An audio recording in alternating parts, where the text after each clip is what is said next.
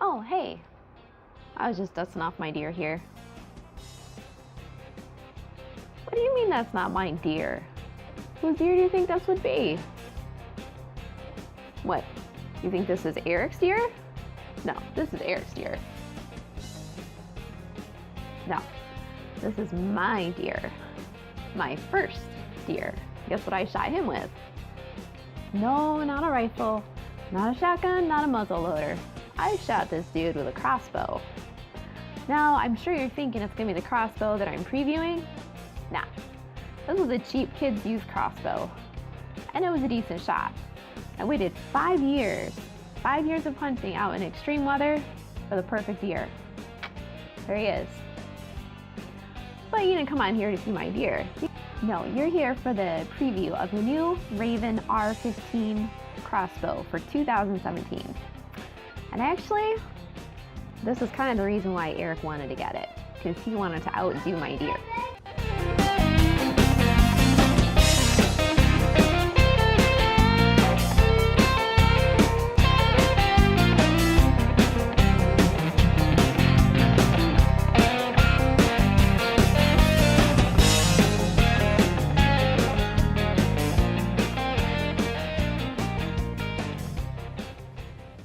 Eric's been wanting this 2017 Ravin R15. He was actually trying to talk me into the Ravin R9 last year, but he had a mission crossbow, and I said, you've already got one, you're fine. So he promised me I could get a horse trailer if I let him get his fancy little crossbow here. I have yet to see that horse trailer, but this is still pretty cool. So let's go over some of the specs. This sassy little number shoots 425 feet per second. His mission crossbow shoots 320 roughly.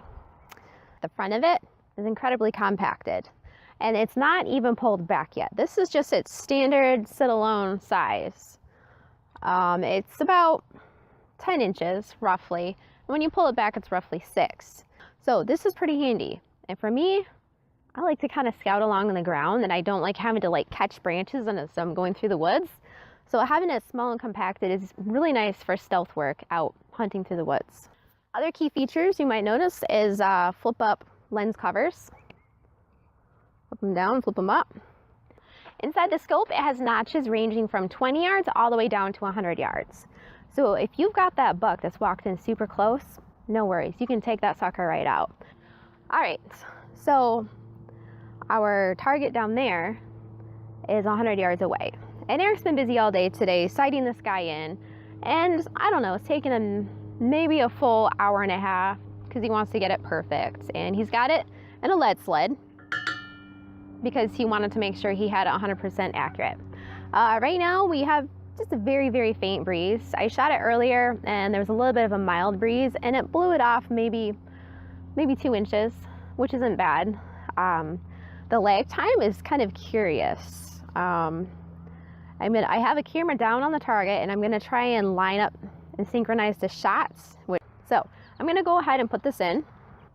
So over here, we have our crank. Here's our crank arm. And this is actually magnetized. If you're worried about being clumsy and dropping it, don't worry. This is magnetized and the only time you'll drop it is when you pull it off. So you might want to put like a little chain on it right here somewhere and hang it around your neck, just in case. So I can't exactly do this one-handed, so this goes on here. Now there is a little notch right back here. And you're gonna push this. At the same time, you're gonna crank this towards yourself and then away. Just a little bit, it's not gonna go very far, just enough until you feel this push in all the way. Continue holding it. Take your crank off, and then you can use this lever to slide it all the way forward. Now when you slide it forward, do not be deceived. They're actually going to hear 2 clicks. Unless you go super fast, then you might hear just one big click. But I'm going to do it nice and slow so you can hear 2 clicks. You're going to want to make sure to keep your hands back away from this, because this is the firing zone right back here. So just slide it straight in, And the arrow is actually going to float. There's no trench for it to go through. It's just going to float. So that's a little awkward for me because you're still going to put your white knock down. And it's a little odd because there's nothing to like hold it. So you just kind of slide it back until you hear it click back here as well. And then it's basically going to exit through these right here, and they just keep them going straight. So that also takes off a lot of wear and tear on your bow. All right, so let me get this set down again and I will get it hooked up. Got my crank. I'm gonna stick my finger on this button. I'm gonna crank it towards me just a little bit.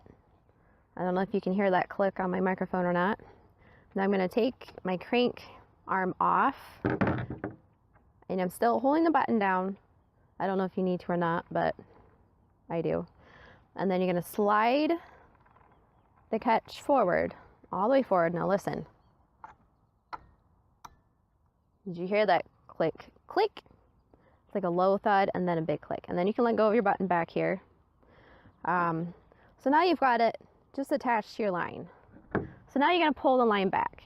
And this is the interesting part. The mission bow that we have, you have to put it down on the ground and then pull it up, which isn't bad, but you need at least some sort of decent reach. And for me, being 5'3", I can just barely clear it up here. And it literally is up to here for me to pull it. The kids can't do it at all, so we have to do it for them. Now this, they could maybe do, but I'm not gonna lie, it does get a little hard towards the end. You attach it on there, you can hear it clicking. Now, if you don't want to hear it clicking when you're out hunting, you push the button in again. Now listen, you have to be careful, all right? Because this is now released. The catching, which is what that click is, listen, catch, catch, catch, catch, catch. That keeps it from going backwards. I can take my hand off, it's not gonna go anywhere. If I push this button in, which I'm not gonna do, and then let go of it, it will go flying backwards, and that's not good. So if you're gonna crank it silently, keep your finger on the button and keep hold of the crank and don't let go. But for the sake of the video, I'm just gonna let you hear the click, click, click, click. I'm gonna hold it right here. It would be kind of nice if there was, say, like a foot bar down here so that I could crank it down like this, because that for me is gonna give me better leverage, or for any youth hunter. For those of you guys, you could probably get away with cranking it in your lap. This isn't a lead sled, so it's not gonna go too far.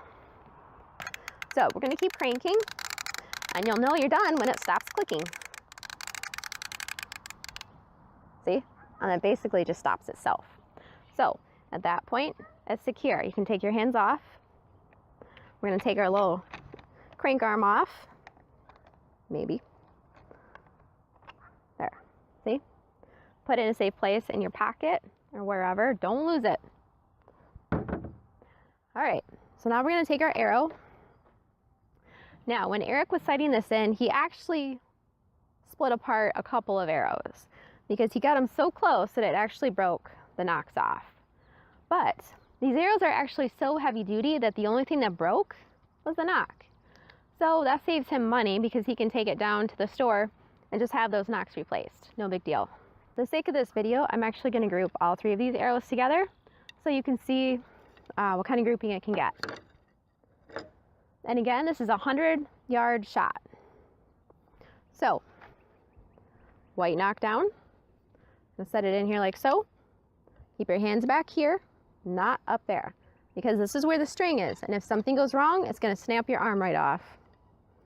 So, again, a little awkward keeping that white knock just kind of floating in midair. Just gonna keep going until it's in. Now listen. It's a very light click, and it's in. That's it. So now we're ready to shoot.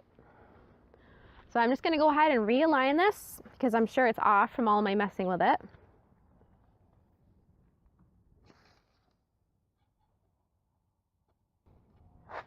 So we've got it lined up, dead center.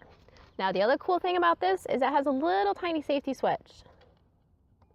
So you don't have to worry about accidentally bumping it. F for fire, S for safety.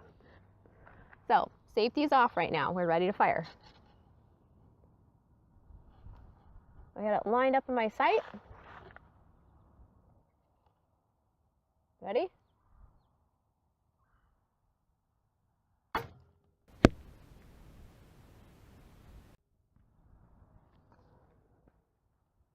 almost could count 1,000, 2 1,000 in my head. So I'm gonna see if I can see it in my sight here. It is crazy how it always messes up the level on this. I'd much rather just hold this and do it, but you men insist on having it done your way. So here we go again. We're gonna crank it.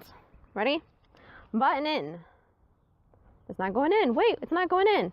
It's not gonna go in until you give a little crank towards you. Oh, there it goes. I felt it go click. Okay. Now I'm gonna pull this off. Slide this forward. Click, click. Double check. Okay. Now we're gonna put this back on. And it's already cranking itself. So this part's easy. I can do this one-handed. Now you have to keep in mind that I'm sure this thing is shooting a real good grouping, but it's just depending on where my eye is in the scope, and depending on how I set it up, will depend on how good my grouping is. Eric was impressed I could hit a 100-yard shot. To which I pointed out, any idiot can hit a 100-yard shot in a lead sled. Come on. Ready? Oh, don't forget safety. Here we go.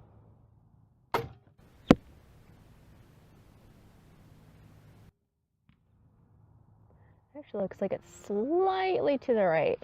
That's hard to tell. But I'm not going to compensate. There is a little bit of a breeze, and there might be a little bit of a breeze down there. And if you're any sort of skilled hunter, you're going to know to take breeze into consideration and readjust your aim accordingly. But I'm just firing as is, so. All right, so we're going to put our safety off and take our last shot.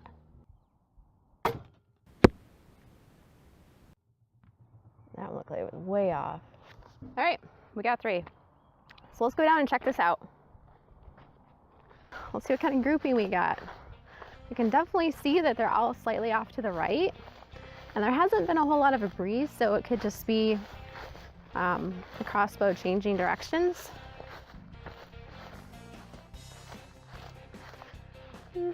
Not bad grouping. This is, by the way, this is the first grouping we've had at 100 yards. Eric hasn't even shot it at 100 yards. He was shooting it at 20 and at 50. So I'm the only one that shot it at 100 yards. So this is what I got. Not bad. And, you know, this one's right about where I was aiming. The other two, who knows, could have just bumped it slightly. The other thing I'm going to review is the Big Shot Ballistic 450X bag, which Eric reviewed online. He saw reviews for it online, and this crossbow actually will go right through most normal bags. And it actually went through 2 of our bags and tore up one of the nocks. So he had to go and buy a new bag so it wouldn't ruin his arrows, so that he could sight it in. I think honestly, I think he just wanted another excuse to buy another cool thing. So the cool feature about this is that you can pull them out real easy, which, I don't know, seems like it pulls out just like any other bag to me. Always check your tips, make sure they're not loose. Now this thing is supposed to not swallow your arrows. However,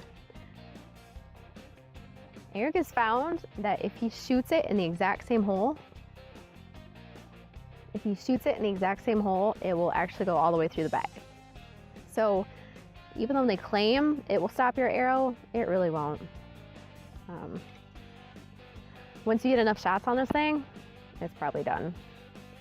I don't know the price range on it, and honestly, it looks pretty chintzy to me. I mean, This material never holds up very good. This is like what they would make tarps out of. And it's got this stupid little handle. I hate these things. We have another bag just like this, honestly. Now this one right here, we used last year for the other Crossbow. And I really liked that one. I have no idea what brand it is, but it works good. Although if you're shooting compound and you're not shooting in a very heavy poundage and you're shooting from far away, you might just barely get it in there. Otherwise it might just bounce right off. This thing's pretty dense. And the handle is nice. It's lightweight to carry. It's not bulky. You can leave it out in the rain. For the most part, it's not gonna rot. I really like that one. This is not gonna last long. I really hope you didn't pay a lot for it. Oh look, you got a deer on the back end. It's kind of handy, I guess. So I hope it's been a little bit more informative for you watching this review about the Ravin R15 Crossbow. Like I said, I'm kind of excited to shoot it from the blind because that's where I'm going to be shooting from, and that's going to be a little bit more accurate view, but Eric just wanted to show everybody how well it could shoot in ideal conditions. So that gives you a better idea at 100 yards. Again, I wasn't holding it. It was in a lead sled, so I'd rather shoot it from my hands, but oh well.